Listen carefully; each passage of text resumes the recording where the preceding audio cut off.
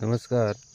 आज आपण पाहत आहे भूषण तावरे, राहणार सांगवी, तालुका बारामती यांच्या शेतामध्ये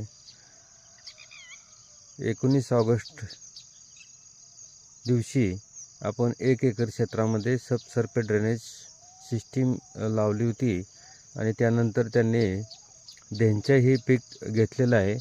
आज आपण पाहतोय शेतामध्ये पाऊस मोठ्या प्रमाणात पडला आहे, पण कुठेही पाणी साठलेलं नाही.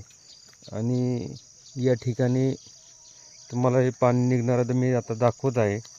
या ठिकाणी जे चारीला त्या शेतामधून निघणारं पाणी हे अशा पद्धतीने बाहेर पडत आहे. कंटिन्युअस पाणी बाहेर पडत असल्यामुळं शेतामध्ये चांगला वापसा राहत आहे आणि धान्याचं पीक चांगल्या पद्धतीने आलेलं आहे. आणि आपण पाहत आहे शेजारचे आजूबाजूचे शेतकऱ्यांच्या शेतामध्ये पाणी साठलेलं आहे.